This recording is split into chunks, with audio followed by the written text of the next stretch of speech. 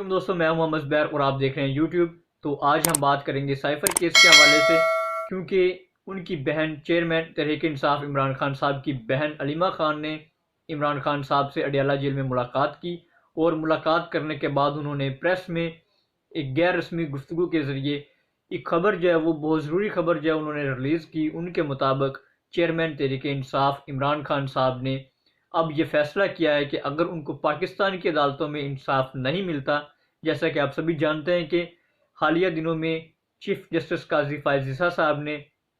Cipher case کے حوالے سے جو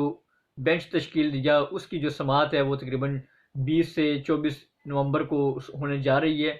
تو چیف جسٹس آف پاکستان کی سربراہی میں جو بینچ تشکیل دیا گیا ہے وہ اب سائفر کیس کی سماعت کرے گا 20 یا 24 نومبر کو۔ تو اسی حوالے سے عمران خان صاحب نے بھی اعلامیہ جاری کیا ہے۔ ان کے مطابق علیمہ خان صاحبہ نے کہا ہے کہ عمران خان صاحب نے فیصلہ کیا ہے، اگر پاکستان کی عدالتیں عمران خان صاحب کو انصاف دینے میں قاصر رہیں، ناکام رہیں، تو عمران خان صاحب نے یہ فیصلہ کیا ہے کہ وہ امریکہ میں ڈونلڈ لو کے خلاف مقدمہ دائر کریں گے۔ یہ واقعی ایک بہت اہم اور بہت بڑی خبر ہے، کیونکہ عمران خان صاحب شروع سے ہی 2022 سے جب سے ان کی حکومت کو گرایا گیا، انہوں نے ایک ہی بات ہے وہ دہرائی بار بار کہ سائفر آیا اور ان کی بیرونی سازش کی وجہ سے حکومت کو گرایا گیا، اور اس کے پیچھے ڈونلڈ لو امریکی جو سفیر ہے اس کا ہاتھ ہے، کیونکہ اس نے اسد مجید جو کہ ہمارے پاکستانی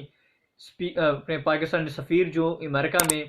ڈیوٹی دے رہے ہیں، اسد مجید، ان کے ذریعے انہوں نے سائفر جو وہ پاکستان بھیجا، جس میں کھلے عام عمران خان صاحب کو اتارنے کی بات کی گئی، ان کو دھمکی دی گئی پاکستان کو، اور عمران خان صاحب کی حکومت کو بیرونی سازش کے ذریعے ہٹایا گیا۔ عمران خان صاحب نے یہ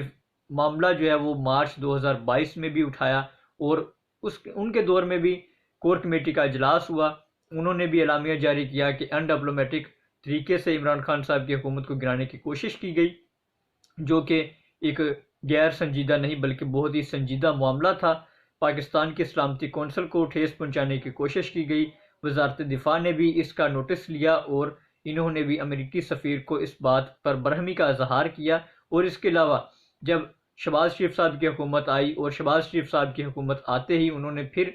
سلامتی کونسل اجلاس بلایا، اور ان کے اجلاس کے مطابق تقریباً 2 اجلاس ہوئے، اور ان 2 اجلاسوں کے اعلامیے کے مطابق عمران خان صاحب کی حکومت کو سائفر کی وجہ سے نہیں ہٹایا گیا، ان کے مطابق کوئی بھی بیرونی سازش سامنے نہیں آئی۔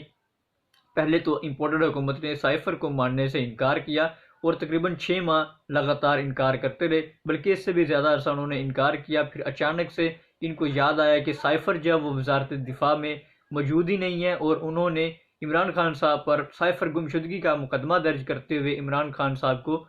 گرفتار کیا، اور عمران خان صاحب پر اسی بات کا آج تک مقدمہ جو وہ چل رہا ہے۔ حالانکہ اس سے پہلے رانا ثناء اللہ صاحب بھی سائفر کیس کے موجودگی کا اظہار بلا شبہ کر چکے ہیں، اور اس کے بعد کچھ ہی دن پہلے بھی سائفر جو ہے وہ وزارت دفاع کی موجودگی میں ظاہر کیا جا چکا ہے۔ اور اب اس کا جو فیصلہ ہے وہ 20 نومبر کو متوقع ہے کہ جو سائفر کیس کے حوالے سے بینچ تشکیل دیا گیا ہے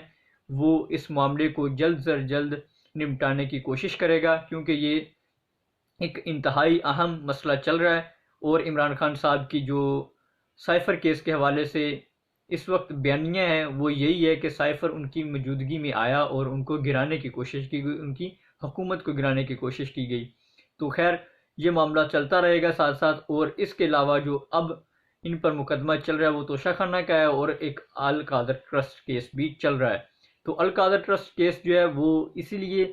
اب تک چل رہا ہے کیونکہ اس کی ہیئرنگ جو ہے وہ ابھی تک جیل میں سنوائی جو ہے وہ جاری ہے۔ القادر ٹرسٹ کیس کے حوالے سے نیب کو اب چیف جسٹس آف پاکستان نے اجازت دی ہے، ان کو 4 روزہ جسمانی ریمانڈ پر دیا گیا ہے عمران خان صاحب کو۔ تو جیل میں اب القادر ٹرسٹ کیس کے حوالے سے نیب جو ہے وہ اپنی تحقیقات جاری کیے ہوئے ہے۔ اس کے بعد جو پی ٹی آئی کا لاہے عمل ہے وہ یہی ہے کہ جیسے ہی یہ جیل ٹرائل ختم ہوگا، اس کے بعد عمران خان صاحب کا جو مقدمہ ہے القادر ٹرسٹ کیس کا 190 ملین پاؤنڈ کرپشن کیس کا جو مقدمہ ہے وہ جیسے ہی وہ اسلام آباد ہائی کورٹ میں جائے گا، جہاں چیف جسٹس قاضی فائز عیسیٰ کے پاس جیسے ہی جائے گا، سپریم کورٹ اسلام آباد میں جیسے ہی وہ دائر ہوگا، اس کو ریٹ چیلنج کی جائے گی عمران خان صاحب کے وکلاء کی طرف سے، تو وہ ایک ہی منٹ میں کہہ لیں کہ ایک ہی جھٹکے میں وہ پی ٹی آئی وکلا جو ہے وہ اڑا کر رکھ دیں گے. اس کی جو نیت ہے وہ کچھ اسی طرح سے ہے، کیونکہ وہ بے بنیاد سا کیس ہے. اور اس کے حوالے سے اعتزاز الحسن صاحب جو ہے وہ بھی کافی بار اپنا جو ہے موقف پیش کر چکے ہیں کہ یہ کیس ایک کھوکھلا سا کیس ہے، ایک نام کا کیس ہے جو کہ عمران خان صاحب پر بنتا ہی نہیں تھا، لیکن ان کو تھوپا گیا ہے. سیاسی حریفوں نے سیاسی بنیاد پر ان کو بدنام کرنے کی ایک بھونڈی کوشش کی ہے. لیکن اب دیکھنا یہ ہے کہ سائفر کیس کا معاملہ جو ہے وہ پاکستان میں حل ہوتا ہے کہ نہیں، کیونکہ اس کے حوالے سے تو عمران خان صاحب اب فیصلہ کر چکے ہیں. وہ امریکہ میں ڈونلڈ لو کے خلاف مقدمہ دائر کریں گے اور اپنے اس موقف کو ان کے سامنے پیش کرتے ہوئے عمران خان صاحب کی جو توقعات ہیں وہ یہی ہیں کہ سائفر کو منظر عام پر لایا جائے گا اور اس کے بعد وہ اپنے اس مقدمے سے سرخرو ہوں گے. کیونکہ پچھلے دنوں میں اس سائفر کو بھی ریویل کیا گیا تھا، تو عمران خان صاحب نے ابھی بھی ایک ہی موقف جو ہے وہ رکھا ہوا ہے کہ سائفر جو ہے وہ ان کے خلاف ایک بیرونی سازش کے طور پر استعمال ہوا. اور دوسری طرف چودھری پرویز رائی صاحب کی بھی ایک غیر رسمی گفتگو ہوئی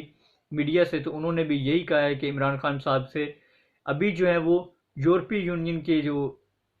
سفیرز ہیں وہ ملاقات کرنے آتے ہیں، کیونکہ چودھری پرویز رائی صاحب اور عمران خان صاحب اڈیالہ جیل میں ایک ہی جیل میں موجود ہیں، اور ان کا جو سیل ہے وہ تقریباً ان کا ساتھ ساتھ ہی ہے، ان کی جو دیوار ہے وہ ساتھ ہی ہے. تو